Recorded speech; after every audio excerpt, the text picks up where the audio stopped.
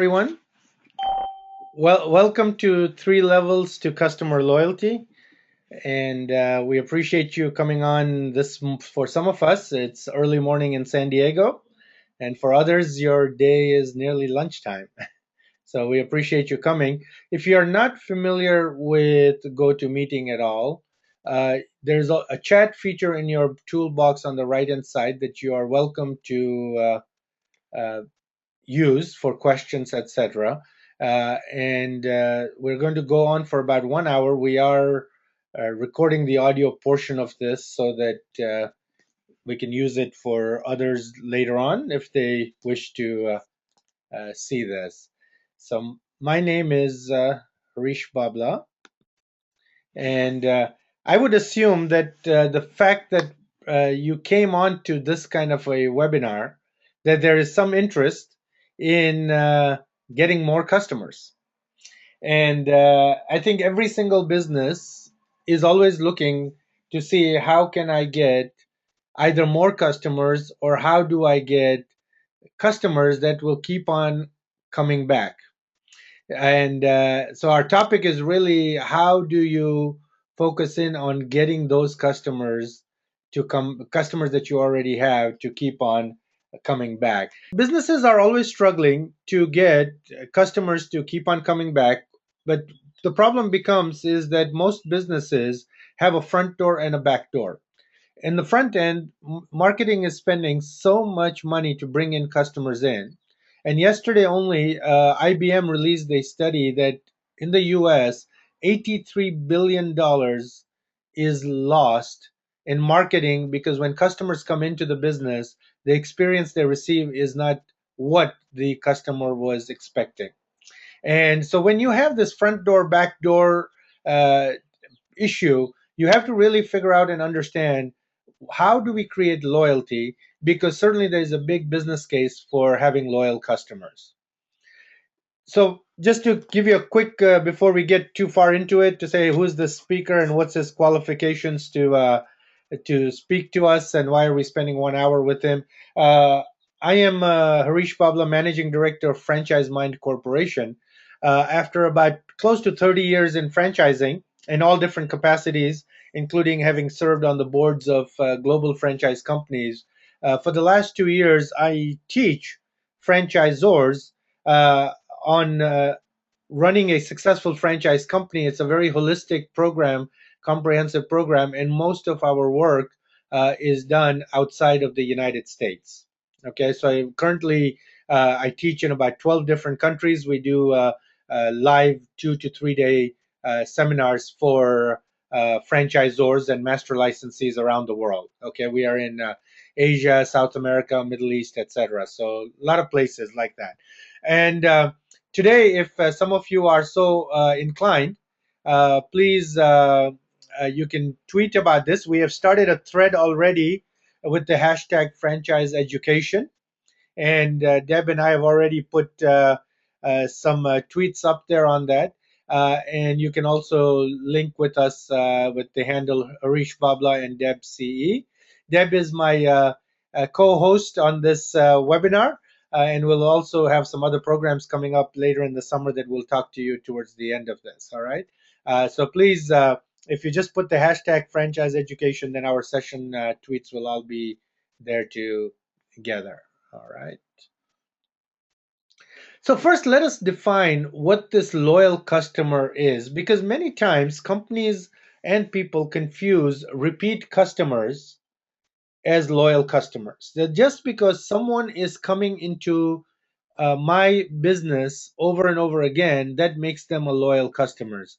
No, really, it does not, because if you look at our definition for this, we say that a loyal customer is one who is emotionally engaged to the brand to the point of returning frequently. Okay, so up to that point, you can say that's a repeat customer as well. However, there may not be an emotional engagement. But I think the more important part is that then they rave about you to others without being asked. Now that makes it loyal. All right, and we are going to get to the three levels so you will understand how that comes through. But really speaking is that most times when businesses see this customer returning frequently, they mistakenly look at it and say, I have a loyal customers because they're coming back and spending money with me.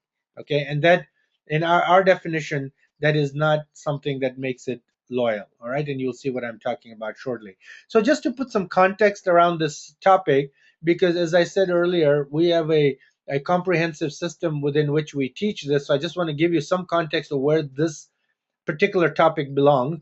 Our franchise mind system revolves around the four pillars to building a successful franchise system. That includes having a replicable system, organizational culture. We talk about leadership. And then there are six core areas that every franchisor must be and should be thinking about on a day to day basis. And within the six core areas, one of the topics is something called creating loyal customers. All right, that is the first of our six core areas. And within this creating loyal customers topic is this narrow topic of how to get what are the three levels of getting to loyal customers. So our creating loyal customers module is not just a good customer service techniques or anything like that. It's a very strategic franchisor oriented how to build a loyal customer model. Because when I saw the IBM survey of 83 billion, that's a staggering amount. And I think most organizations, whether it is themselves spending money on marketing through co-op dollars or whether it is franchisees being asked to spend money, do not realize how much is really going out, because this customer loyalty is one of the few things that does not get measured. We do loyalty programs and things, but we get hung up with the programs rather than really making sure that the matrix of measuring loyal customers is there or not. All right.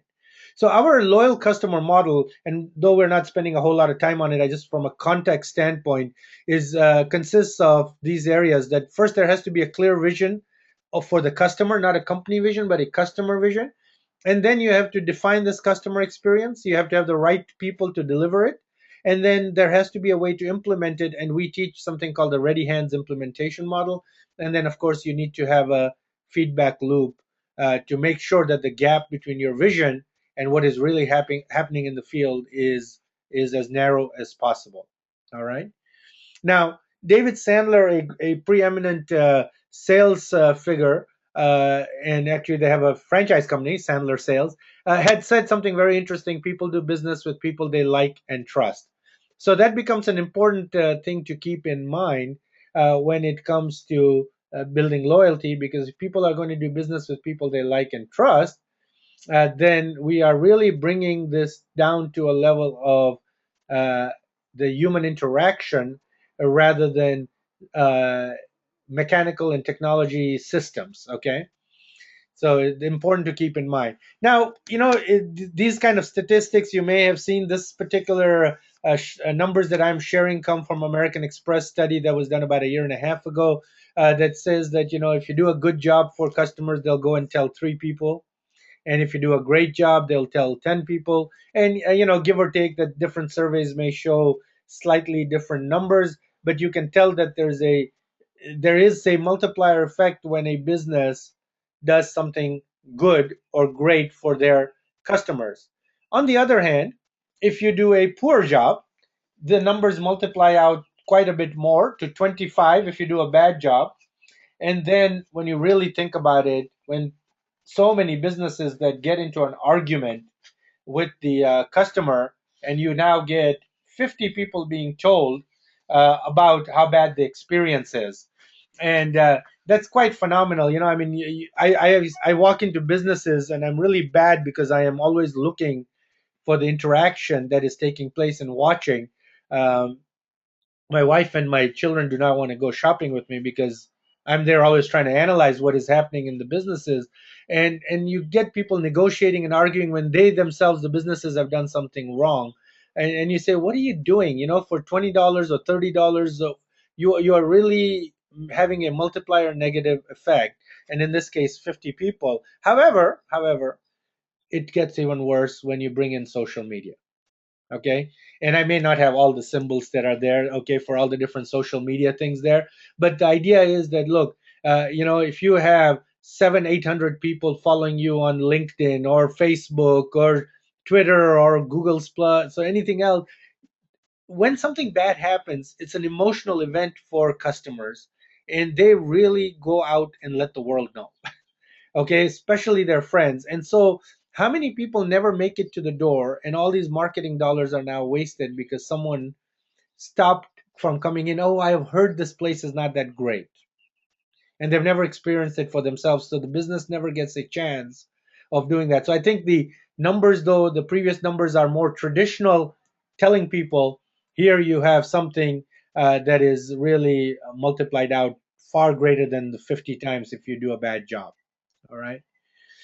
Now, the video that you didn't see, well, this Barbara Glantz says something very interesting, that great service comes from the heart. Okay, it is not something that you can put a process, but a process is only a mechanical tool, and the process needs to be really changed around to have this human interaction. Yeah, and you will hear from me later on that, hey, look, you cannot teach service deliverers how to smile because you can teach them a lot of things, but smiling is, if it's they don't have it, it's not going to come out. All right. Now, Jay Abrams, who is also a phenomenal business builder, had said something very interesting, and I think it summarizes really well in saying that a business can grow only in three ways. Either you bring in new customers, or you have customers come in more frequently, and lastly, you have each time this customer comes in, that you're getting them to spend more money each time. All right. So, for example, if you are uh, a food place, okay, we'll take that as an example, and someone comes in to have lunch at your place one time a week, and your average ticket is $10, then if you get them to come twice a week, and instead of spending $10, they spend $12, all of a sudden you can see that there's a multiplier effect in this. But it is not just going to happen by you giving them deals, because that, until they're loyal, they're not going to do this. Now, to Jay Abrams' three rules, we of course will add our fourth rule, that if you have a loyal customer, they will actually tell other people about it. And as such, you will get now a whole chain of other customers coming in and doing the same. All right. So then let's talk about now this three levels, which is the main topic for today. Is that the first level is what we call a customer that is a neutral customer, i.e., that I come into your business expecting a product, okay, or a service that you are selling, and I will give you money, and in return, I will expect a good quality working product meeting my expectations. Years and years ago, when I first started in business uh, in the early 80s, I had a very interesting experience I was in the printing business when I first started, and there was a large supplier, and we were a fairly decent customer, and I was a franchisee in those days. And he had come into me, and we were having some difficulties, and he said to me something very interesting at lunch. We were at this expensive place for lunch, and he said, Harish, there are only two out of three things that any business can deliver: either a good product, okay, that's of good quality, good price, or good service. Which of the two do you want? Well, at that point, I promptly got up and left lunch, because I was of the belief system that you can do all three. If I'm going to pay you money, I am expecting that I am going to receive a good quality product. It cannot be that you're not doing me a favor, because the moment you take my money, you have created an expectation that a good product is going to be given. All right. Now, again, at this level one, which I would say that at least half the businesses are going to be at this level, you are going to have merely a transaction taking place. Okay, money is changing hands, and I'm getting, now this transaction can actually take place from a vendor on a street even. all right, that is selling pretzels or anything else, and you're paying money, you get a good product, you walk away, you don't see anything further than that. Okay. However, this, per our definition, this is not going to create loyalty. Now, see what happens is, most of the time, customers want, if they like the product, they want that business to succeed. And it's a very selfish thing. It is not for the purposes of the business, it is really for the purposes of that customer. I like it, and because I like it, I want it to succeed for my sake, not for your sake. Okay. Now you become the collateral beneficiary of this, but at the really it at the crux of it is, I like it, and I want them to succeed. So whenever you open a new franchise location anywhere, the customer really, when they come in and they like the product, they want that place to succeed. However, they have expectations. These expectations are that once I like the product, now I am going to raise the bar on what I expect from that business. And in this case, I call it the little things, okay, that make level 2. And it really starts even before your front door. Okay, it starts with, what does that parking lot look like if I have a retail location? And when I walk in, what am I seeing on the front door? And I'm picking on this particular restaurant. Okay, and you see the amount of things that are on there that irritate a customer. All right, look at the number of rules and regulations that really tell you, why are you coming in here? You know, I've seen this has been a pet peeve of mine for years. The signs like, we reserve the right to refuse service to anyone. Aren't you in business to service people? Aren't you in business to service the customer and take their money? So why have signs like that? I mean, I understand that there may be that if someone is coming and being abusive and stuff, that's a different story. But those are exceptions. Do not put things that make the exception the rules. Restroom is for customers only. Yes, there are liability issues, and I understand that there's always rationale that people will give me. But from a customer standpoint, if you look at your business and say, what is happening? Here it says, okay, no cash, after store. I mean, there's such a clutter that a customer is going to look at these little things and say to themselves that, wait a minute, am I welcome here, or do I not like this place? Okay. Now, there are other things once they walk in, all right? Your signage, it matters inside and out. Is it clean? Is it dusty? Is the light bulbs on? Is the direction, how many businesses have a doormat, with their company name on it as you enter the door, right? And is it in the right direction? Is it clean? Right, and customers are looking at this, it may be a quick few second glance, but they're looking at things like that. Are employees in uniforms? Are these uniforms ironed? Do they have name tags? Is it clean? How are they answering the telephone? Is there food lying around in a place? How is the packaging? How are they interacting with each other, with others?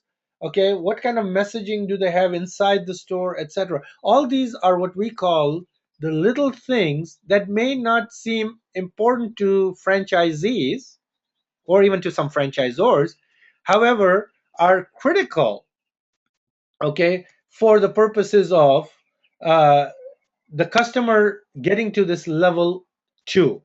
Okay. Now, what is level 2? Level 2, the customer is what we call a happy customer. Okay. Let's see on my slide. Okay. And this happy customer is defined as that I am going to be, if someone asks me if I know a good place to have lunch today, okay, hey, I really feel like a sandwich today. Where can you make a suggestion? And you say, oh, I really tried this good place and you will like it. Please go there. Okay, so a happy customer is not going out of their way to tell others about you. They are only sharing your business when someone asks. That is different than me going out and say, you really, really, really need to go and try this place. It's most amazing. All right. So again, level 2 customer is looking for beyond the product and service being in the way they're expecting. They are now looking at the little things that surround the business. Is your website easy to navigate? Okay, because it starts there. What are you doing to make it easy for me to have a happy experience with you? Okay, so now we're getting into the realm of experiences. And when the customer does not get a good experience, they do not like that business. They do not trust that business. All right. And it's very important that this likability be there, because if you cannot get to level 3 unless you have conquered level 1 and level 2. Okay. So if you have a product that is not great, okay, then you'll never get to level 2 and 3.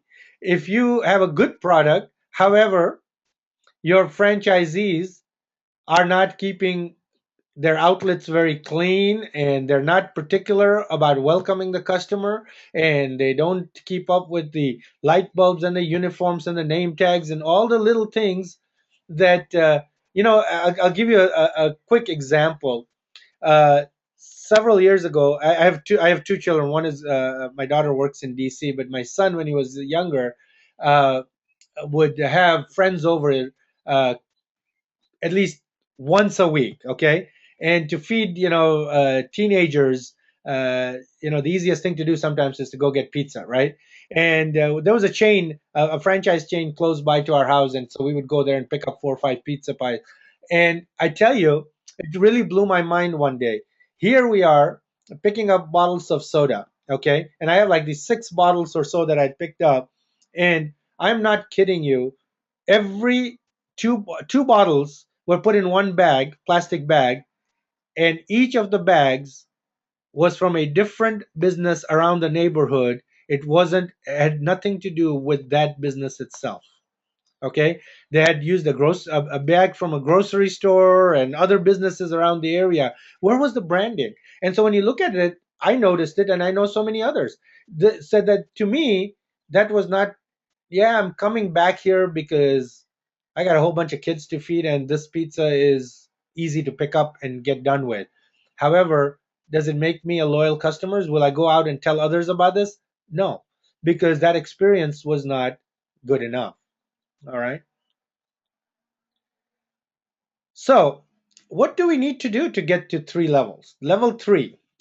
Now, level 3 is very complicated, okay? And I will be the first to admit that it is not easy to do unless you have a culture and an attitude permeating throughout your organization, okay? And it starts at the top.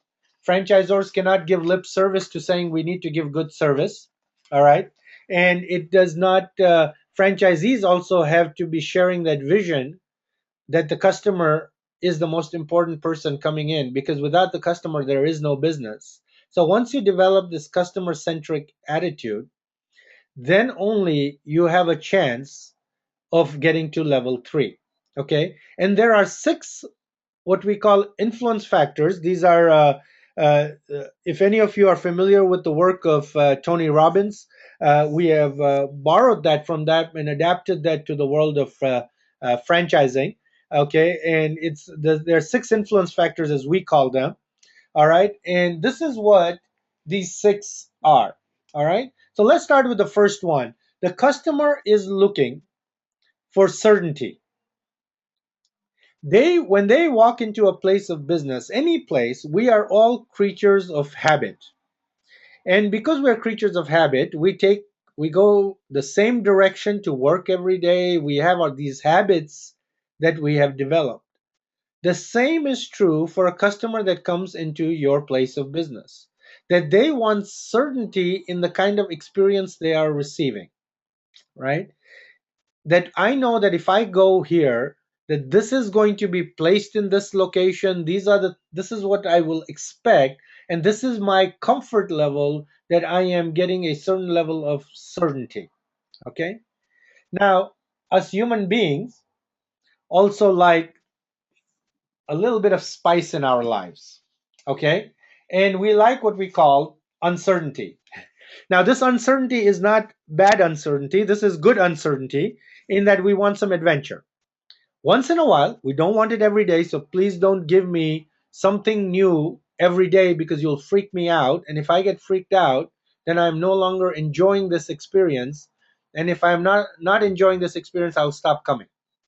All right. So businesses that make constant changes, yeah, all the time are going to be in trouble because they don't give the customer enough chance to have that certainty. So in this uncertainty, you want good things. Give out your special promotions once in a while. Hey, you know what? This is our weekly thing. We're featuring this thing. There's some new advertising we're putting up. Anything can be done that is different. It's temporary, but the customer still is anchored to that certainty, and then they see something new, so they like that. Okay, if I want to participate in that, I can. If I don't, I still have my regular stuff that I can go to. Grocery stores are great examples because you want to pick up something, okay, I'll go to aisle number 6 and I'll pick this up because it's going to be there. And then you will see some new product being featured somewhere, and you say, okay, you know what? I might try it today. So this uncertainty is you're giving the customer a chance to have some adventure with you. Okay. Now, the third thing that a customer is looking for when they come to your business is they're looking for themselves to feel important and special. So, how many times do your franchisees make that customer feel significant? It is people may like or not like Starbucks. Okay, people may have judgment about their coffee, but or their pricing or anything else. However, the one thing that you will notice fairly consistently is that if you are a regular customer going in, they will know what you are having. They may not know your name, but they know what you're having, and they will offer to get that coffee started for you right away when they see you. And that, how does that make the customer feel? Amazing, right? I mean, whenever you go, someone recognizes you, gives you importance.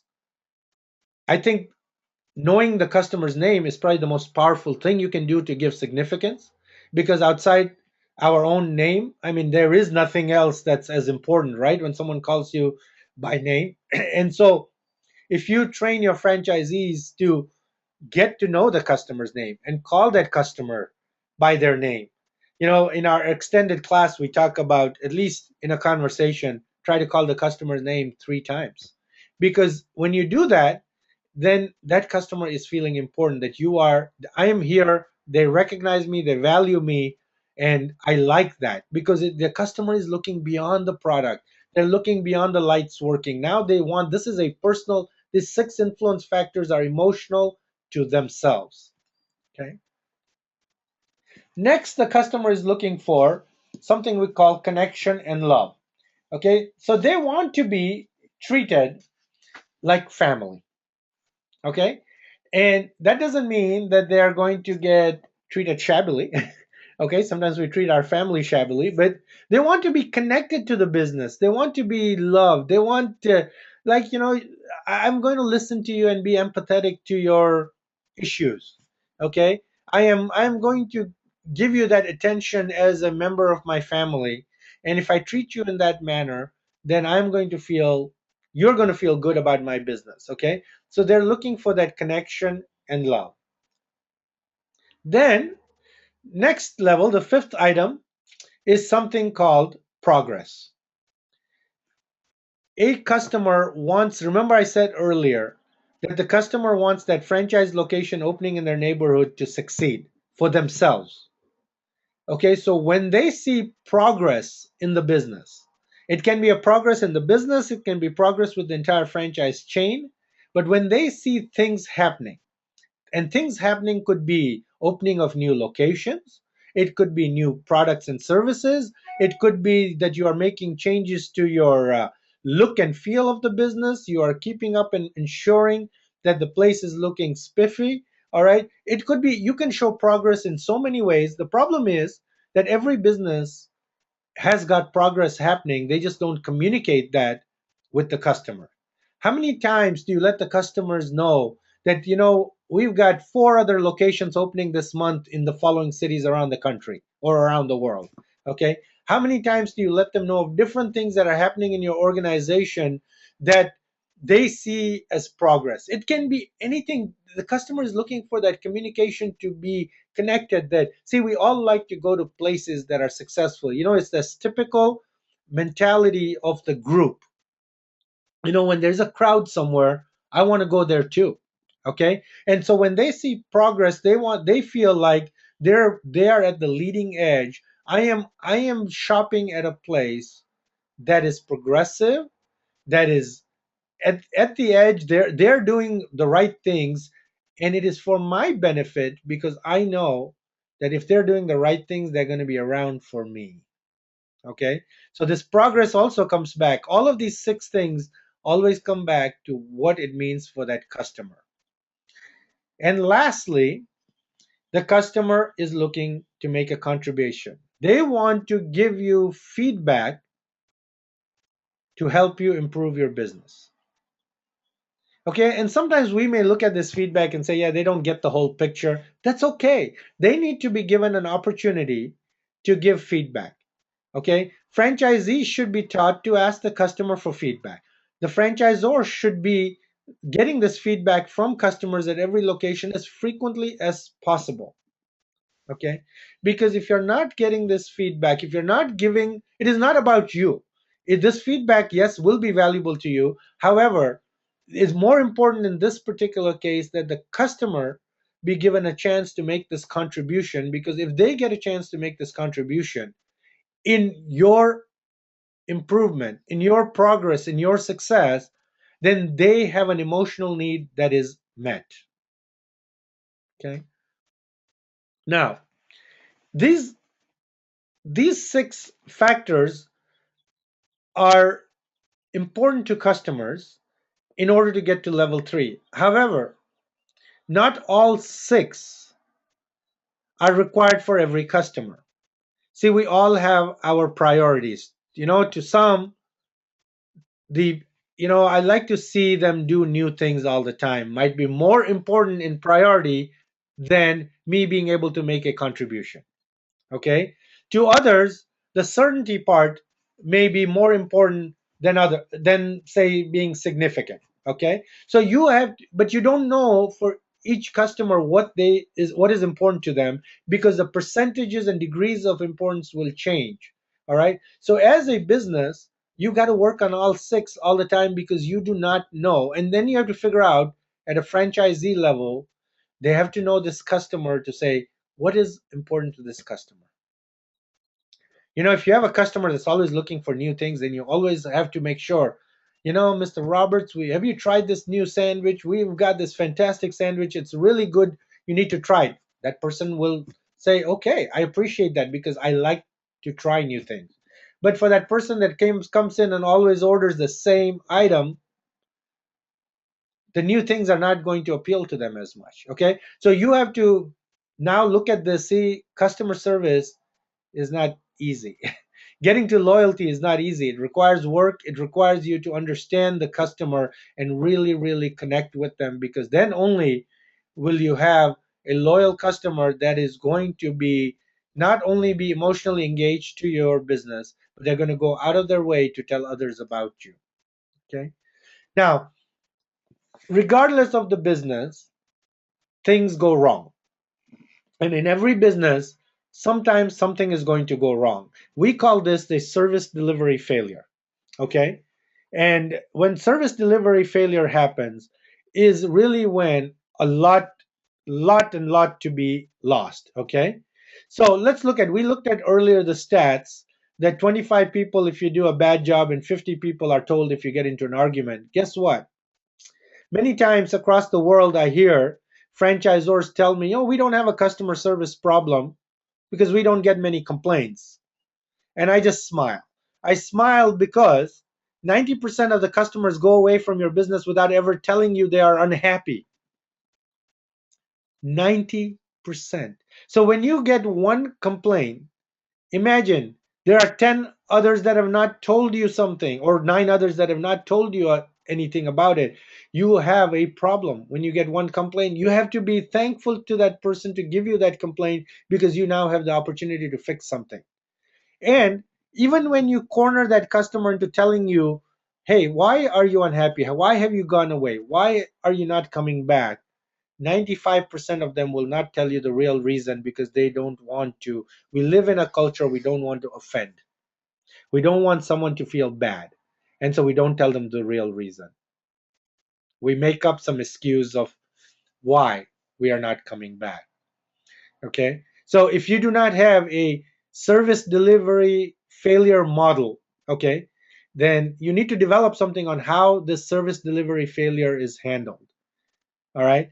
In our creating loyal customers class, many times I'll ask students some really absurd type of scenarios and say, how do you react? Because it's not about your product at that time. If I have 30 minutes to have lunch at your place and you screw up my food, and now I need to take this food to go because I couldn't sit down there and eat, it is not about the food at that point. It's about a lot more. Perhaps that 30 minutes was there for me to just get away from the office, kind of get my head back together, and just get centered again. And you have taken that away from me. The damage is far greater than the sandwich. So you offering me a coupon to come the next time and get a free sandwich doesn't do anything for me. Okay. So you have to look at the service delivery failure as a big failure on the part of your business. And you have to look at it and say, what does it mean? This failure is not internal. It is, what does it impact? How does it impact the customer? Okay. Now, franchisees need to be given a policy on this, because many times franchisees will look at, but it's costing me this much to redo this. Okay, that's their mentality with which they approach this. Okay, because when a service delivery failure happens, there's certainly uncertainty, but this uncertainty is a bad uncertainty. This no longer is a good uncertainty. This is, they're like saying, can I trust this place to do what I'm expecting it to do? I am not getting a certain. So this uncertainty is a lack of certainty. Okay, rather than the the adventure that the customer is looking for. There's also a lack of connection and love with the customer when there's a service delivery failure. You're not treating them like family. You're not taking care of them. And this relationship is certainly not at level 3. And I would even say that in some cases, this may be dropping down to a level 1 relationship, but certainly most likely maybe remaining at a level 2, and in some cases, even level 1. Okay. So now that's the end of my formal, at least, presentation for the class. I would invite you to ask questions either through the chat room if something didn't make sense, or any questions. I'm open to. This is your time, and I've also unmuted you now. So if you want to ask a question verbally, you can do so too. So Harish, this is Deb. Yes. Oh, I was Deb with an E. I just Yes. wanted to thank everybody for joining us, and I've been watching some of the tweets. But one of the things I would think some of the franchisees that are on the call, or even the franchisor, what is your opinion to a franchisee being a customer? I mean, a lot of what you've presented certainly applies to the franchisees and the franchisors delivering great customer service outside in their community. But what about the relationship between a franchisor and a franchisee? I mean, most of what you've presented, in my opinion, applies to a franchisor must deliver great customer service to the franchisees. And then the franchisees must deliver the same high-quality customer service and product to their community. Yeah. So first of all, just from a terminology standpoint, I never teach franchisors to call their franchisees customers.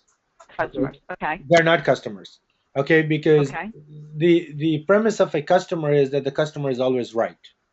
Okay, and franchisees are not always right. Correct. They have to be uh, sometimes counseled on doing the right thing. So they're not They're not your customers, they are franchisees. And that, so the relationship first has to be established as to the franchisor and the franchisee. Now there are several elements in that relationship, and it's a different topic in our module. But Right. there, the franchisee has certain needs. Now the six influence factors we talked about are also part of what is required for a franchisor franchisee relationship. However, there are Okay. other things at play in that franchisor franchisee relationship, including that the franchisee is looking to meet certain goals and objectives. They're looking at the leadership of the organization and the passion that they have for the business. Okay, they're looking to meet their own objectives of why they got into business in the first place. Correct. So there are other factors that a franchisee in that relationship is looking for. The six influence factors are common, however, they are applied differently. Right. So, for example, just to give you an example, when we talk about certainty, when a franchisor has staff that is changing constantly, the support staff, right? That creates a Mhm. lot of anxiety and uncertainty for the franchisees, right? And so Got it. that relationship doesn't reach a level 3. Very good. Okay, that clears it up. I was receiving a text message for that particular question to propose to you, so I think it looks like you've answered it. Thank you very much. That does clarify it.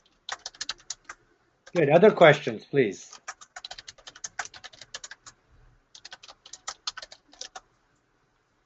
We Okay. have a quiet group. I know. So either I've said something that is so basic and they're like saying, okay, we know this, or it's so basic and profound. So you'll still have an opportunity. Let me just tell you a few more things here, and you can please. Questions are open. I've unmuted everyone, so you can ask your questions. Okay, if I can, where's my? So we are going to be, Deb and I are working together to bring a special web training event in July 23rd and 24th for 2 days. And it is taking our entire module of creating loyal customers. Okay, and this three levels that we talked about today was only a small sliver as part of this entire how to set up a loyal customer model for a franchisor. And we are, for people attending today's session, we're offering a special price of $249 a person. Regularly is $399, and all you need to do is contact one of us to sign up, and you can pay by credit card, check, etc., whatever. We make it easy for you. It's going to be a fabulous class. What we are going to do is on those 2 days we will run it for 3 hours at 8 a.m. Pacific to 11 a.m., and then we'll do it 3 hours the next day. This way you have your day. We're trying this web-based 2 day training to may see if it's easy for people that may not be able to get out for 2 days and go off site. And so again, what some of the topics we will cover beyond this three levels is we will talk about how do you figure out the lifetime value, the concept of lifetime value of customers, and how do you calculate it, because it will also lead to business reasons for creating customer loyalty. Okay, instead of soft reasons, many times the customer loyalty and things like that get uh, dumped on the laps of marketing people and others that, oh yeah, you figured this out. It really needs an organizational commitment from the top to deliver this customer loyalty. How do you go about creating a customer vision? How do you define this customer experience? It is so amazing. I mean, I teach probably uh, I would say several hundred, at least as a minimum, franchisors around the world in a given year, and 99% do not have a customer experience that is defined. That does not mean that they do not want to give good customer service to their end customers. Okay, however, they've never defined it. So how you go from one franchisee to another, and they're going through the mechanics rather than the great service comes from the heart. Okay, and so it's a whole system that has to be done. So how do you define it? Defining requires behaviors, not just a mechanical process. And then Deb is going to spend some time during this class to talk about how do you connect this social media because she is the queen of social media. And I'm so glad we are working together on this because I've been learning more about social media from her in the in the time we have spent together. And but how do you connect the social media and to building customer loyalty? Either in terms of creating certainty, in terms of getting feedback.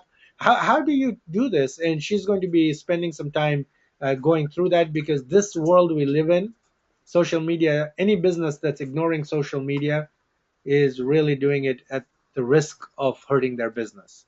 Okay, I mean, many of you might have seen a video on YouTube. It's there, the Dunkin' Donuts story that this great guy that has a large following on Twitter complained about getting a bagel sandwich where the cheese was not melted, and he goes out and tweets it out to the world. And literally within seconds, Dunkin' Donuts is following him, and it's a fabulous story. And try to look it up on YouTube. Okay, and then we will also share with you in this class. We have a model I call the LEASE model, LEASE, for how to deal with service delivery failures.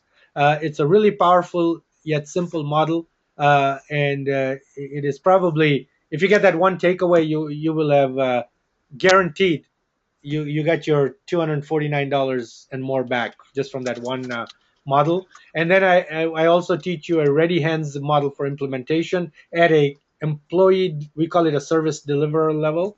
And then how do you implement this throughout your franchise system? Okay, so these are just some of the topics. Okay, it's a you will get a once you sign up for this, we'll send you a PDF of a comprehensive manual that will come, okay, before the class, so you can follow along, take notes. We'll be doing exercises. We'll try to make it as interactive as we can on the web, so that you get a chance to do that. Again, it's going to be myself and Deb, with Deb Evans Consulting, the queen of social media. And Yeah, there she is. what's that? I said I opened up my webcam just to say hi. Hi, okay. Yeah. And so the two of us will be working on this class together. And again, it's July 23rd and 24th.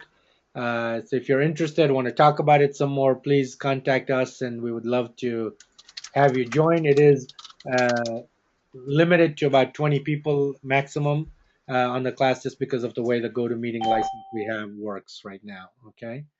Um, and Very good. you're certainly welcome to connect with all of us. You can connect via email, and both our emails are up there. Our Franchise Mind has a Facebook page, and LinkedIn you can connect. Twitter addresses are also there. Any last opportunity? We're coming to the end of the hour. Any last minute questions we can address before we end up? Nope. Very good. Thank you, Harish. Thank you, everyone. I hope you found this beneficial, and we hope that you'll be able to join us on July 23rd and 24th for creating loyal customers. Thank you. Bye bye. Bye.